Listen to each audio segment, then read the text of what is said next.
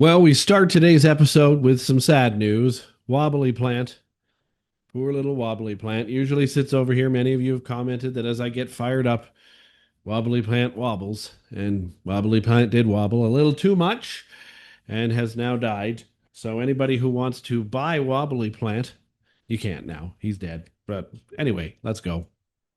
So, over the weekend, after what could be the worst 2 weeks in Canadian political history for any prime minister, the media suddenly decided to throw Mark Carney a bone. Headline after headline Sunday read Carney surges to nearly 60% approval. In Ontario, Liberals are up by 23 points, 27 points in Quebec. Preferred prime minister number supposedly doubled Pierre Poilievre's. Seed projections suggesting a Liberal supermajority is just around the corner.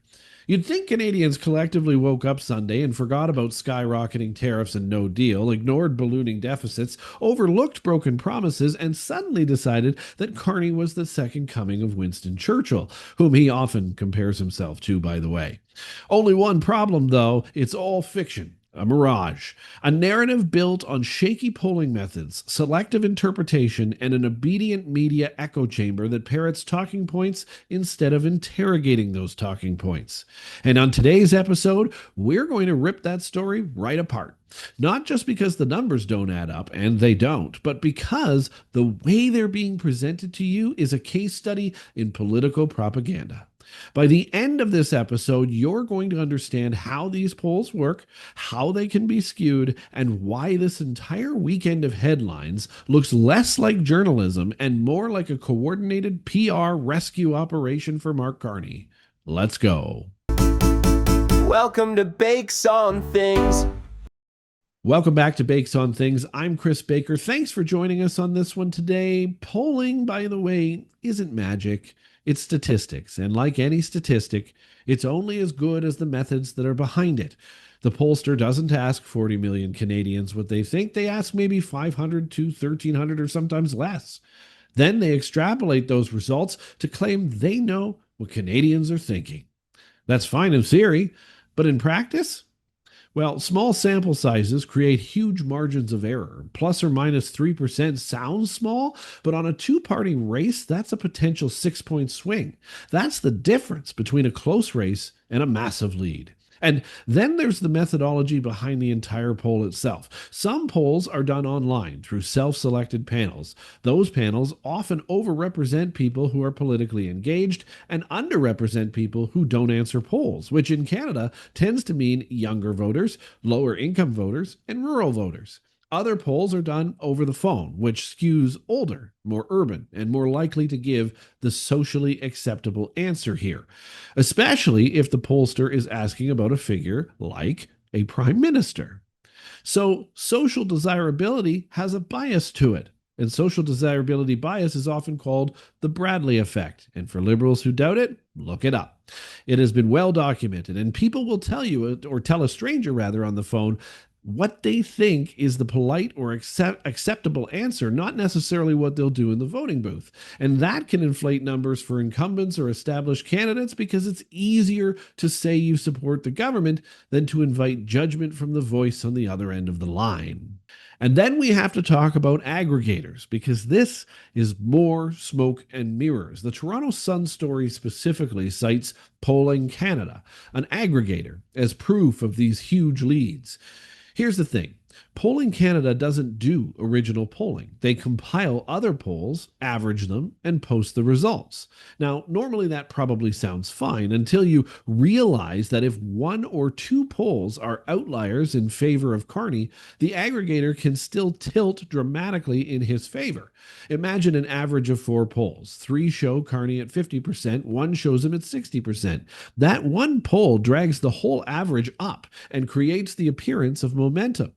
Aggregators also don't always wait for recency or quality. A month-old poll can still be used in the mix. A poll with 300 respondents can count as much as one with 2,000. And the questions aren't standardized. One poll might ask, who would you vote for today? And another, do you generally approve of the prime minister's performance? Those aren't the same thing, but they'll get mushed together in an aggregator into one neat and tidy number. So when Polling Canada says Liberals are ahead in Ontario by 23 points, you need to ask yourself which polls, from when, and how many people, and what questions did you ask? Without that transparency, it's just simply a number on a screen, and it's nowhere near a fact. And then we look at Nick Nanos and the Nanos polls, the preferred pre-PM game that they love to play.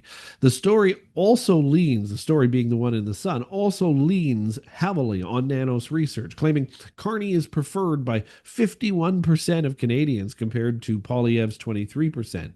Now that sounds pretty definitive until you realize that Nanos is measuring preferred prime minister, not approval rating. Those are two very different questions. Preferred PM is a forced choice. If you're not thrilled about any candidate but like Carney slightly more than Poilievre, you'll still end up boosting Carney's number. Approval rating, on the other hand, asks whether you actually approve of the job that someone is doing, and not all of the polls used in this aggregation asked that question. Those Nanos numbers also come from a rolling average, a 3-day sample that can lag behind real public opinion. If something big happened, like Carney botching a trade negotiation or facing major criticism over broken promises, that shift might not actually show up in those numbers for days on end, or even at all if it happened between sampling windows. And here's the kicker. Nanos has a track record of overestimating Liberal support in the final stretch before elections. In 2021, they were among the firms that underreported Conservative gains, leading to a shock for a lot of pundits on election night.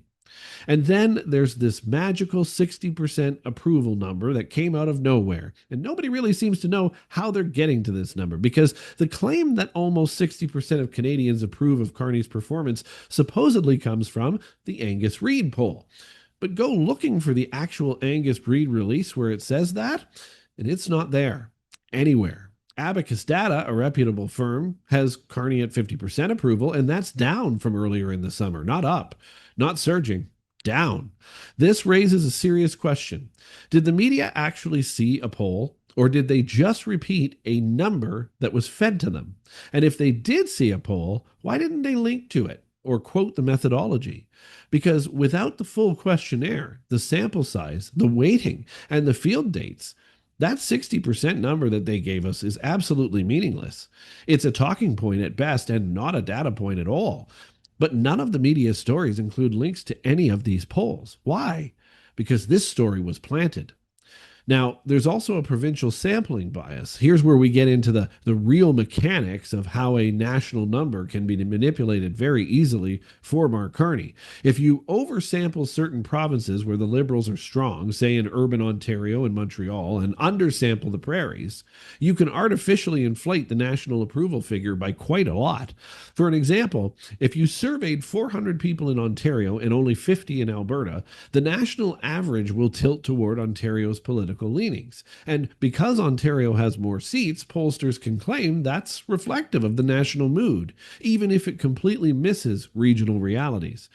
This matters because in the last election, polls consistently underrepresented Conservative support in Western Canada, leading to seat projections that overestimated Liberal dominance and even projected a Liberal majority. That did not happen. And while the polls were mostly correct in Ontario because it's easy to predict Liberal in that area, they were not correct on the majority. And then there's the media echo chamber. Let's talk about how this story actually spread on Sunday. Once the 60% approval number was printed in one outlet, it ricocheted across Canadian mainstream media in hours to CTV, then CBC, then the Toronto Star. Each one had their own version of the same piece, all citing the same numbers, but none digging into the deeper methodology of it all. This is the echo chamber at work. Instead of verifying, they amplify.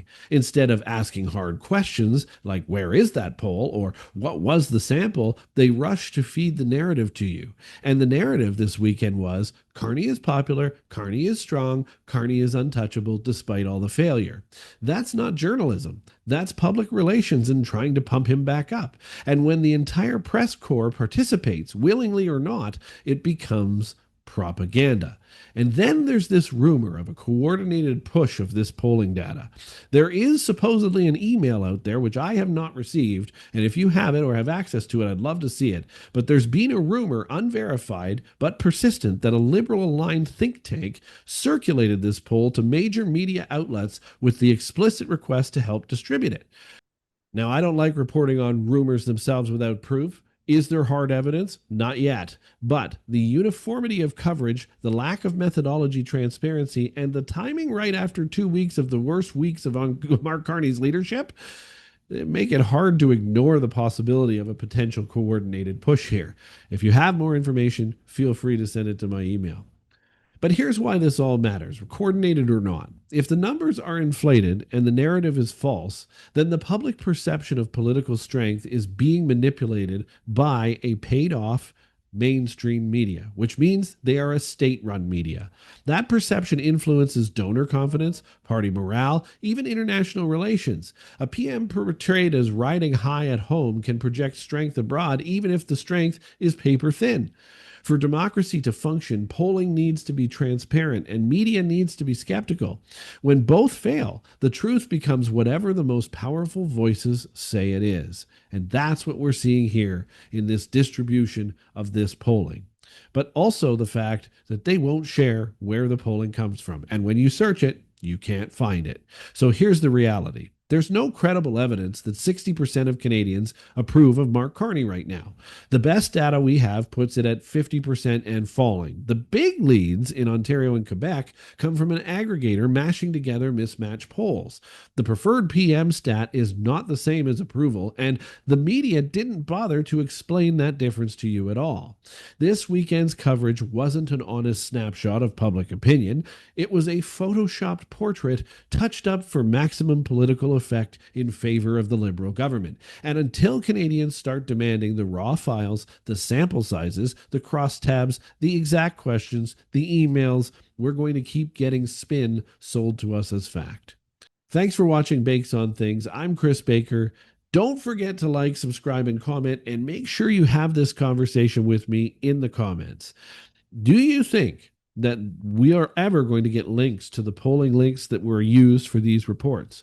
Why do you think that mainstream media continues to band together to promote Mark Carney? Because this is the fakest polling we've seen yet, and this does not make much sense at all. We'll catch you tomorrow.